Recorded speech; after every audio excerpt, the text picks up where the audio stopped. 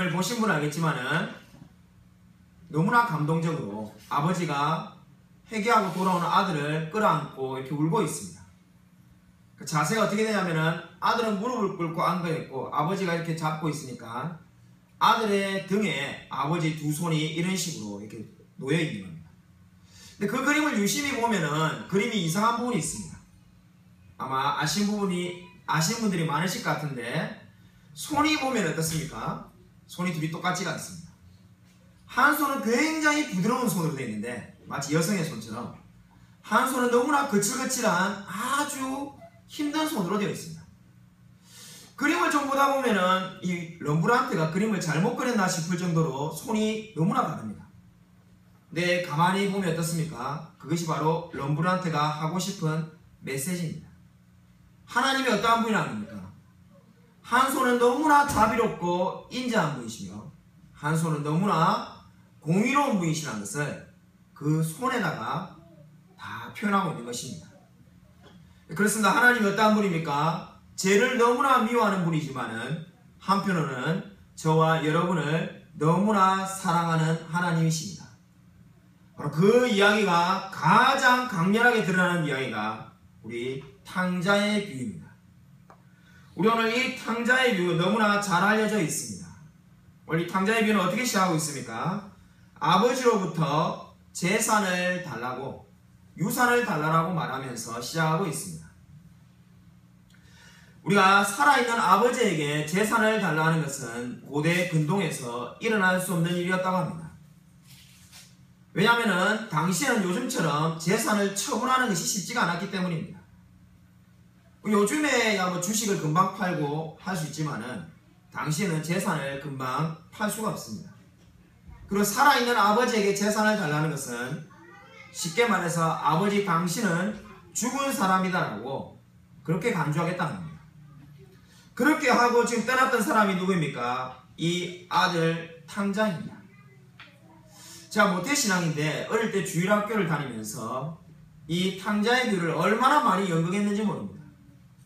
근데 연극할 때마다 우리에게 고민이 있었습니다. 이 탕자가 나쁜 사람이라는 걸 강렬하게 나타내야 되는데 첫 해에는 예를 들면 술을 마시고 담배를 피고 요 정도만 해도 성도님들에게 어필이 되었는데 이 나중에는 어떻습니까? 뭐 마약을 하는 사람, 살인을 하는 사람 계속 더 나쁘게 묘사하는 겁니다. 근데 아무리 나쁘게 묘사해도 이 13절에 나오는 허랑방탕하다는 말을 다 표현을 못하는 것 같아서 늘 아쉬웠습니다. 당시에 저와 제 친구들이 가지고 있는 생각에는 이 탕자의 비유의 이 앞에 있는 말씀의 핵심이 어디에 있다는 겁니까? 허랑방탕한. 이 탕자 나쁜 사람은 예를 들면 겁니다. 요즘 말로 해서 아버지의 재산을 한 10억까지 가가지고 자기 마음대로 탕진하게 쓴 나쁜 사람이다. 이것을 강조하기 위해서 연극을 만든 겁니다. 근데 여러분 오늘 이 탕자의 비유의 앞에 있는 말씀의 핵심은 허랑방탕하다는 데 있지 않습니다. 그렇게 생각하고 성경을 읽으면 크게 성경을 오해하는 겁니다. 오늘 성경이 말하는 바의 핵심이 어디에 있습니까? 아버지를 떠났다는 데 있습니다.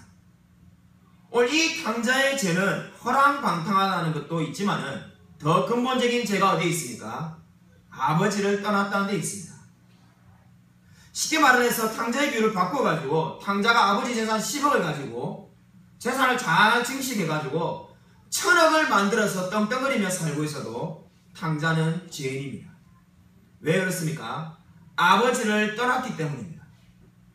그것이 바로 오늘 탕자의 비유가 말하고 싶은 바입니다. 오늘 이 세상을 살아갈 때 법 없이도 살아가는 착한 사람이 너무나 많이 있습니다. 다른 사람에게 절대 피해 안 주는 훌륭한 분이 있습니다. 그러나 왜 우리가 그들을 죄인이라고 말합니까? 왜 성경이 그들을 죄인이라고 말합니까? 하나님을 떠난 데 있기 때문입니다. 그들이 착하게 살고 있든 나쁘게 살고 있든 그것이 중요한 것이 아니라 하나님을 떠난 것 자체가 이미 죄인이라는 겁니다. 영국의 유명한 청교도가 존 화이라는 청교도가 왕실을 걸어갈 때였습니다. 이 왕실이 다 낡아가지고 지금은 사용하지 않는 왕실을 300년 전에 청교도 존화해가 걸어가고 있었습니다. 걸어가다 보니까 그 왕실, 낡은 왕실 앞에 팻말이 있습니다. 한때 여기에 여왕이 살았다. 그냥 팻말을 보고 지나갈 수 있는데 위대한 청교도답게 묵상하기 시작합니다. 한때 여기에 왕이 살았다. 아, 그렇구나. 인간의 모습이 이와 마찬가지입니다. 한때 하나님이 거기에 거하셨다. 여러분, 하나님을 만나지 못한 죄인의 모습이 어떻습니까? 한때 하나님이 거기에 거하신 것입니다. 지금은 함께하지 않고 옛날에 한때 거한 모습, 그것이 바로 죄인의 모습입니다. 바로 탕자의 모습이 어떠합니까? 한때 아버지와 함께했습니다. 지금은 아버지와 함께하지 않고 한때 아버지와 함께한 모습이 바로 탕자의 모습이지 않습니까? 왜 탕자가 아버지를 떠났을까요? 우리 탕자의 비유를 믿지 않는 사람들에게 한번 읽혀본 적이 있습니까? 제가 호기심에 제 친구 중에 그리스도인이 아닌 사람들에게 이 이야기를 읽혀보고 한번 느낌을 말해보라고 했습니다. 그러니까 다들 이렇게 말하는 겁니다. 아니, 아버지 재산을 가져가가지고 함께 탕진한 사람, 이 나쁜 사람, 이런 관점에서만 끊임없이 보는 겁니다. 이 아버지의 마음을 상처를 줬다는 생각은 전혀 하지 않고 이 돈을 낭비했다는 것에 모든 집중을 합니다. 그러나 그렇지가 않습니다. 성경에 말하는 핵심이 어디 있습니까? 아버지를 떠난 데 있습니다. 그리고 그것이 왜 문제가 됩니까? 아들인 탕자가 스스로 자신의 문제를 해결하겠다는 겁니다. 그 자신의 문제가 무엇입니까? 죄의 문제를 스스로 해결하겠다는 것이 지금 탕자의 비유가 말하고자 하는 바입니다. 바로 탕자는 이제 자기 스스로 모든 것을 독립적으로 살아가겠다는 겁니다. 독립적으로 살아가는 게 왜 잘못됐습니까? 이렇게 물어볼 수가 있는데, 독립적으로 살아가는 것이 왜 잘못됐습니까? 바로 선악과의 문제와 똑같습니다. 아담이 선악과를 먹은 이유가 어디에 있습니까? 이제 하나님께 간섭을 받지 않고 내 스스로 혼자 독립적으로 살아가겠다는 겁니다. 우리가 일상생활에서 독립하는 것은 좋은 것이지만은 영적으로는 하나님을 떠나 독립하겠다는 것은 영적인 죽음에 불과합니다. 그럼 인류 역사를 보면은 수많은 사람들이 죄의 문제를 스스로 해결하려고 했습니다. 제가 아는 한 죄의 문제를 스스로 해결하려는 사람 중에 가장 유명했던 사람은 중세의 아그네스였습니다. 이 중세 기독교의 종교개혁이 일어나기 전에 아그네스라는 한 여인이 프랑스에 있었습니다. 이 아버지는 대지주였습니다. 아버지가 물려준 돈을 가지고 평생을 이제 아무 염려 없이 살아갈 수가 있습니다. 그런데 이 아그네스에게 고민이 되는 것이, 왜 내가 이렇게 돈이 많은데 죄를 지을까 하는 생각을 하게 되었습니다. 아니, 돈이 많으니까 아둥바둥 사람들하고 싸울 필요도 없고 죄를 안 지으면 될 것 같은데 수많은 하녀와 하인들에게 그리고 이웃에게 상처를 주고 살아갑니다. 17세에 아그네스가 결심하였습니다. 내가 다시는 집 밖을 나오지 않겠다. 건물 옥상에다가 조그마한 방을 하나 만들고 거기에 갇혀 삽니다.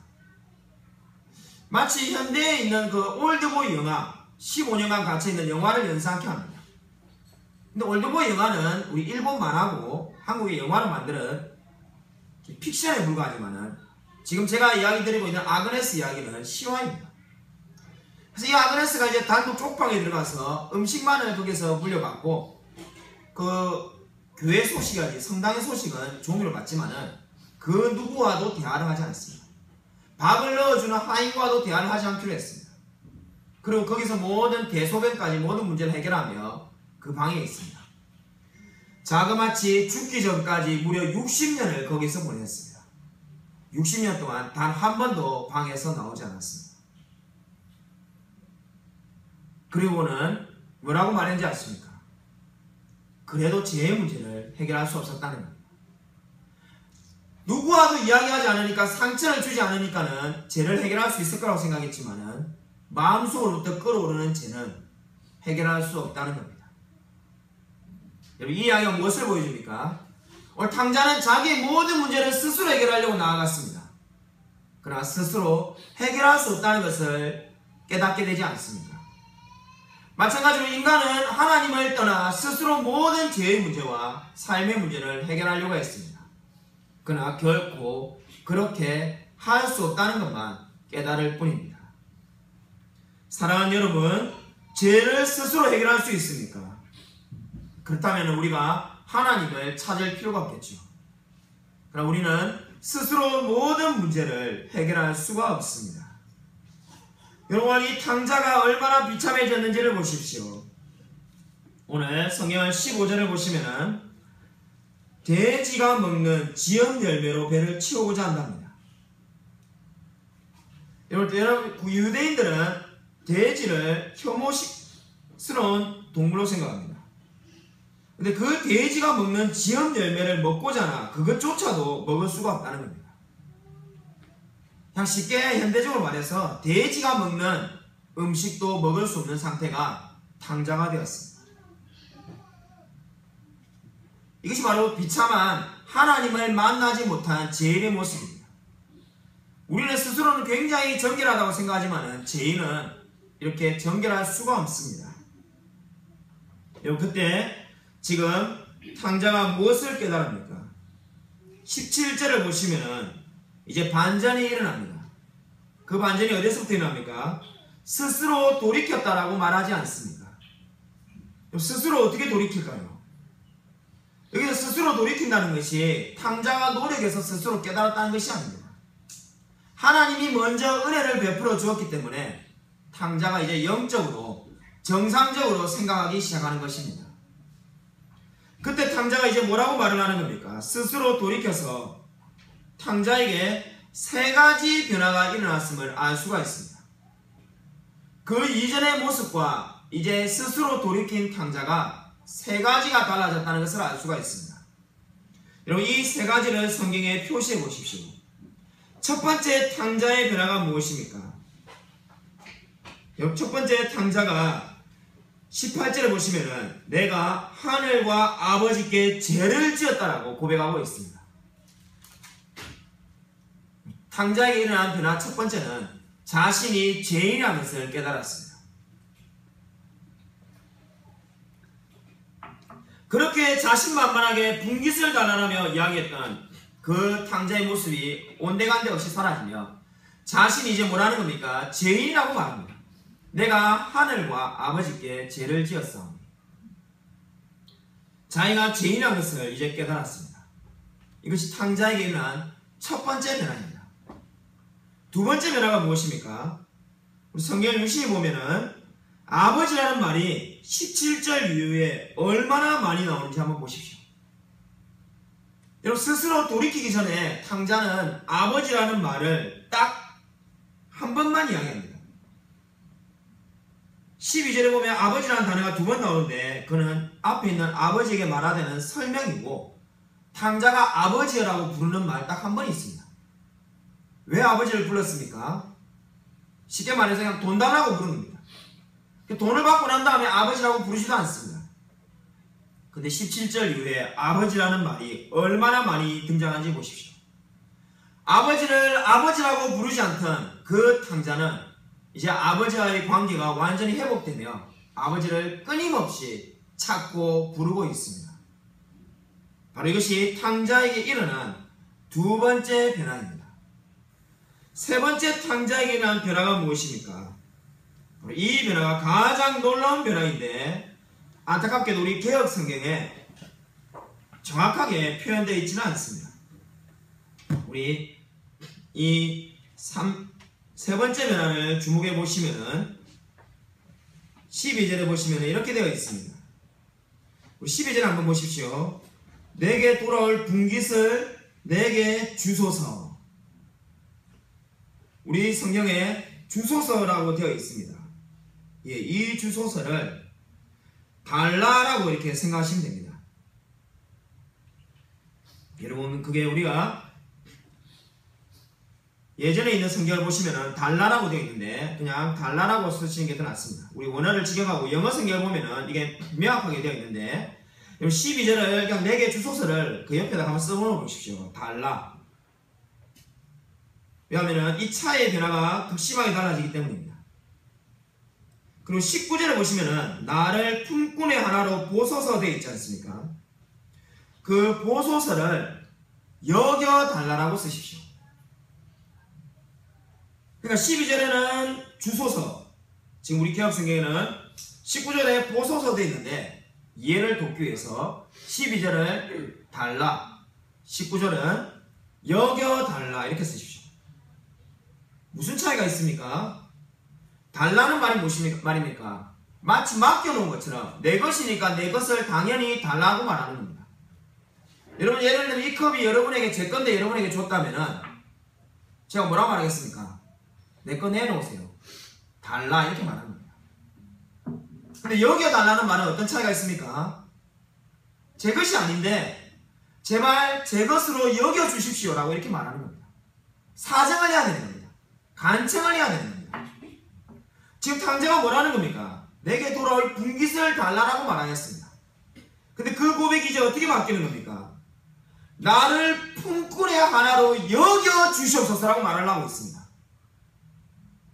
나를 품꾼의 하나로 지금 뭐라는 겁니까? 뽑아달라고 자신있게 말하는 것이 아니라 내가 품꾼조차 될 자격이 없사오니 주님 품꾼으로 여겨주시옵소서.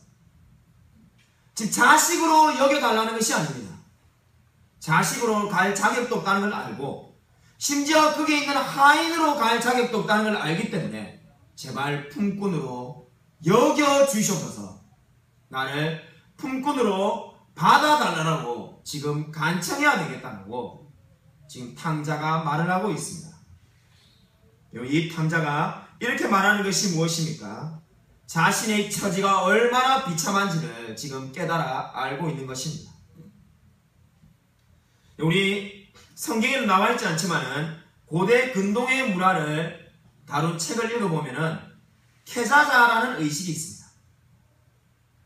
어렵게 생각할 것 없이 케자자라는 의식이 뭐냐면은 아버지의 재산을, 살아있는 아버지의 재산을 가지고 나갔다가 자식이 돌아오면은 쉽게 말하면은 때려 죽이는 겁니다. 우리가 지금도 가끔 그런 거 있죠. 이게 뭐 좋은 이야기가 아닙니다만 이슬람들이 뭐 여성들을 돌로 때려 죽인 영상이 가끔 유튜브에 돌지 않습니까? 그와 마찬가지입니다. 케자자라는 의식은 이미 집을 떠난 자식은 자식이 아니기 때문에 돌아오면은 죽이는 겁니다.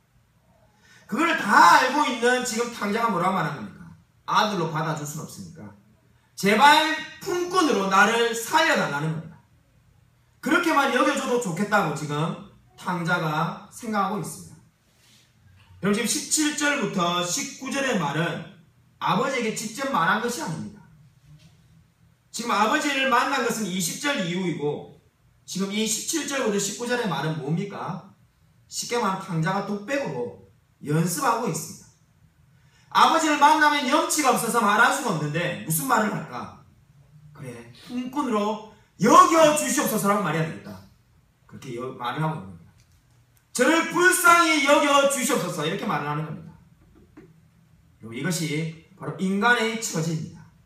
하나님을 만나지 못한 자의 특징이 무엇입니까? 바로 죄인에 불과한 것입니다.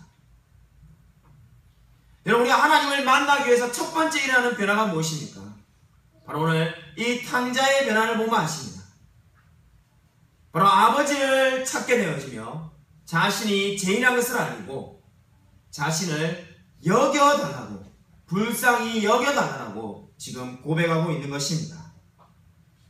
여러분, 저와 여러분이 그리스도인한 것을 어떻게 알 수 있겠습니까? 바로 이 탕자에게 난 세 가지 변화가 여러분에게 있다면 여러분은 하나님을 만난 사람입니다. 여러분, 이 이야기에 놀라운 점이 어디 있습니까? 20절에 탕자가 이제 아버지께로 가서 아버지를 만납니다. 우리가 익히 잘 알고 있듯이 아버지가 오랫동안 기다리고 있었기 때문에 멀리서부터 뛰어나옵니다. 근데 그보다도 더 중요한 이야기가 무엇입니까? 탕자가 이제 준비한 이야기를 21절에 말합니다. 내가 하늘과 아버지께 죄를 지었사오니 지금부터는 아버지의 아들이라 일컬음을 감당하지 못하겠나이다 하나 이렇게 되어 있습니다. 그리고 그 말이 끊깁니다. 그 다음 말이 뭔지 우리가 다 알고 있습니다. 그 다음 말이 19절에 뭐였습니까? 나를 품꾼의 하나로 보소서. 나를 품꾼의 하나로 여겨달라는 말을 지금 탕자가 준비해서 하고 있습니다. 근데 아버지가 뭐라고 하는 겁니까? 그 말을 듣지도 않는 겁니다. 그 말도 되도 않는 뭐 품꾼 같은 이야기, 나는 아들이라 감당치 못하겠나이다, 들을 마음도 없습니다. 이미 아들로 받아들이고 있습니다. 그 모습이 어디서 나오는 겁니까? 22절에 제일 좋은 옷을 입히고 있습니다. 그럼 이 제일 좋은 옷을 입히는 게 뭘 말하는 겁니까? 이것이 바로 그리스도가 우리에게 주는 구원, 의의 옷을 상징적으로 말하고 있습니다. 탕자의 비유는 말 그대로 비유입니다. 실제 이야기가 아닙니다. 여기에 의의 옷이, 바로 저기에 제일 좋은 옷이 의의 옷을 말하는 겁니다. 저와 여러분도 마찬가지입니다. 우리가 하나님을 떠났다가 하나님께로 돌아올 때 제일 좋은 옷, 의의 옷, 바로 그리스도께서 십자가의 죽으심으로써 이루어 놓으신 그 의의 옷을 우리에게 입혀주시는 것입니다. 저와 여러분은 죄로 온몸이 물들어 있지만은 그리스도의 옷을 입을 때 그 모든 죄가 사라지게 되는 것입니다. 바로 탕자의 비유는 바로 그 이야기를 지금 하고 있습니다. 자신은 품꾼으로 여기달라는 말을 준비했습니다만은 그 말을 듣지조차 않는 겁니다. 이미 아들로 여김을 받고 있습니다. 여러분, 이것이 바로 하나님이 저와 여러분에게 주는 놀라운 은혜입니다. 여러분, 이것이 바로 위대한 강해 설교자 캠벨 몰간이 이 탕자의 비유를 설교하면서 이런 말을 남겼습니다. 캠벨 몰간 목사님이 위대한 말을 남겼는데, 인간은 용서한다고 늘 말하지만은 결코 잊을 수가 없고, 하나님은 용서한다고 말씀하실 때는 마치 그 사건이 일어나지 않은 것처럼 잊어버리신다. 무슨 말입니까? 여러분, 쉽게 제가 예를 들겠습니다. 제가 여러분에 있는 돈, 물론 여러분이 뭐 100억도 없습니다만은 100억을 제가 훔쳐가지고 떼먹었다면은 여러분 어떻게 하겠습니까? 뭐 여러분이 가만히 안 있겠죠, 그죠? 저를 막 지구 끝까지 와서 찾겠죠, 그죠? 근데 일단 여러분 용서해줬다고 생각해 보십시오. 정말 기독교의 마음을 용서해줬는데, 용서해줬지만은 여러분 뭘 할 수가 없습니까? 잊을 수가 없습니다. 그 사건이 잊혀지지는 않습니다. 물론 그 마음에 정말로 김성씨라는 사람이 밉다는 마음이 없어지는 것도 쉽지 않지만은 정말로 없어진다 하더라도 그 사건을 잊을 수는 없습니다. 근데 하나님은 어떻다는 겁니까? 하나님이 저와 여러분을 용서하실 때는 마치 그 사건이 일어나지 않은 것처럼 완전히 잊어버리신다는 겁니다. 바로 탕자가 돌아왔을 때도 마찬가지였습니다. 그 아버지가 이렇게 탕자에게 말하지 않습니다. 너 내 돈 어디 갔어? 내 돈 가져갔잖아. 돈부터 찾지도 않습니다. 돈을 안 가지고 올 바에 오지도 마라, 이렇게 말하지도 않습니다. 마치 아무 일도 없었던 양 바로 제일 좋은 옷을 입히며 탕자가 나를 품꾼의 하나로 여겨 주시옵소서라고 말하는 그 고백을 말할 시간조차 주지도 않습니다. 사랑하는 여러분, 이것이 바로 하나님이 저와 여러분에게 주신 은혜입니다. 하나님이 저와 여러분을 어떻게 인도하고 있습니까? 바로 저와 여러분이 내가 죄인이라고 말하며 하나님을 찾을 때 마치 우리가 아무 죄를 저지르지도 않은 양 우리를 완전히 용서하시는 분이십니다. 여러분, 이 놀라운 하나님의 은혜를 믿고 의지하며 살아가고 있습니까? 여러분은 정말로 하나님을 만난 사람입니까? 인생에서 제일 중요한 문제는 하나님을 만나는 것입니다. 야구를 좋아하는 분이라면은 미국의 미네소타 트윈스의 커비 푸켓이라는 1980년대와 90년대에 유명한 스타를 알 겁니다. 1988년 미네소타 트윈스가 우승을 했을 때 커비 푸켓이 MVP를 받았습니다. 커비 푸켓이 20년 동안 야구를 해가지고 MVP가 되는 게 그의 소원이었습니다. 그 다음날 야구가 끝나고 그의 미네소타 트윈스의 한 선수가 이제 대담에 나와가지고 비하인드 스토리를 이야기하고 있습니다. 비하인드 스토리를 이야기하는데 특이한 게 뭐 없냐라고 이제 기자가 묻습니다. 이 방송사에 시청률 올리려면 재밌는 이야기냐니까요. 그때 그 선수가 커비 푸켓 행동이 이상하더라고 이야기합니다. 기자가 관심을 가지고 좀 그 구체적으로 이야기해달라고 합니다. 뭐 이 이야기를 해도 되는지 모르겠는데 커비 푸켓이 라크룸에서 얼마나 심하게 우는지 자기가 충격받았답니다. 처음에 기뻐서 우는 줄 알고 물었는데 커비 푸켓이 너무나 슬프다고 말합니다.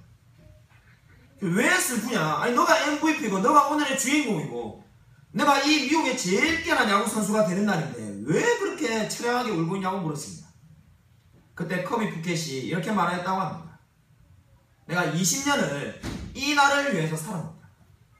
내가 어릴 때 야구하면서 MVP가 되는 그날, 월드 시리즈의 MVP가 되는 그날만 바라보고 살았는데 막상 되고 나서 보니까 이게 인생의 전부라면은 인생은 허무한 것이구나.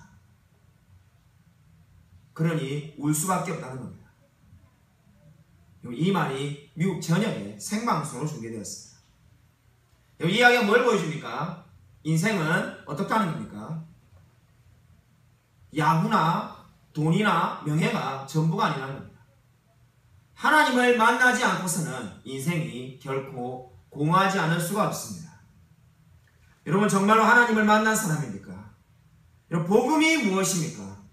복음은 바로 저와 여러분을 위하여 하나님께서 죽으셨고 그것을 믿으라는 말입니다. 세상의 모든 것은 우리가 뭔가를 해야 됩니다. 여기 있는 컵을 하나 얻기 위해서라도 여러분이 뭔가를 해야만이 얻을 수가 있습니다. 그러나 복음은 뭔가를 하라는 것이 아닙니다. 이미 예수님께서 모든 것을 이루어 놓으신 것을 십자가에서 이루어 놓으신 것을 여러분이 그저 받아들이고 믿기만 하면 된다고 말을 하고 있습니다. 여러분은 이 놀라운 복음을 들은 사람입니까? 돈 리차드슨의 세상의 주라는 책이 있습니다. 돈 리차드슨의 세상의 주라는 책에 보면은 얄리족에 가서 복음을 전한 스탠 테일과 필 선교사의 이야기가 적혀 있습니다. 이 얄리족에는 자기들이 생각할 때 신성한 지역이라는 구역이 있습니다. 그 신성한 지역은 그 누구도 발을 들여대서는 안 됩니다. 그 누구든지 발을 들였으면 늘 지키는 수십 명의 무장한 병사들이 그 사람에게 활을 쏘아가지고 죽인 겁니다. 다른 부족 사람이 실수로 들어왔던 고의로 들어왔던 이유를 막론하고 자기들이 생각하는 그 지역에 들어오는 사람은 반드시 죽였다고 합니다. 스탠테일과 필이라는 선교사가 얄리족에 복음을 전하러 갔습니다. 당연히 그들이 이 신성한 지역이 있는지 알지 못하고 실수로 그 지역을 들어가게 되었습니다. 들어가자마자 화살이 날아오기 시작합니다. 화살이 바로 스탠테일의 가슴에 꽂혔습니다. 스탠테일이 너무나 놀랐지만은 멀리 보이는 앞을 보니까 멀리서 원주민들이 보이기 때문에 그 원주민들에게 복음을 전해야 되겠다는 생각에 걸어갑니다. 화살이 또 하나 날아옵니다. 스탠테일이 자기가 이제 죽을 수밖에 없다는 걸 압니다. 그러나 마지막 남은 힘으로 한마디라도 복음을 전해야 되겠다는 생각에 계속해서 그들을 향해 걸어갑니다. 필 선교사의 가슴에도 화살이 꼽힙니다. 필도 똑같은 마음으로 죽기 전에 꼭 예수 그리스도를 전해야 되겠다는 마음으로 걸어가기 시작합니다. 원주민들이 이 죽지 않고 걸어오는 사람을 보다가 너무나 놀라서 화살을 수십 개를 쏩니다. 수십 개의 화살이 온몸에 박힙니다. 그런데도 사람이 죽지 않고 계속해서 걸어옵니다. 원주민들이 너무나 충격을 받습니다. 도대체 이것은 누구인가? 도대체 이 사람은 왜 죽지 않는가? 결국 끝까지 다가와서 스탠테일과 필이 하나님을 전하고 죽습니다. 그때 원주민들 얄리족이 충격을 받습니다. 어떻게 사람이 수십 발의 화살을 맞고도 죽지 않는가? 그리고는 어떤 일이 벌어진지 아십니까? 이 얄리족의 이야기의 마지막 결말이 어떻는지 아십니까? 이들이 결국은 하나님을 만나게 되었습니다. 도대체가 이렇게 죽어가면서까지 복음을 전하는 이 스탠테일과 필을 통해서 결국은 하나님을 만나게 되었습니다. 여러분, 진정으로 하나님을 만난 사람입니까? 인생에서 제일 중요한 문제가 무엇입니까? 하나님을 만나는 것입니다. 진정 여러분은 복음을 듣고 하나님께 완전히 자신의 삶을 의지하며 살아가고 있습니까? 아무쪼록 우리가 진정으로 하나님만을 만나며 그 하나님을 의지하며 우리 모든 생애를 하나님께 드리는 저와 우리 모든 성도님이 되시기를 주님의 이름으로 간절히 축원드립니다.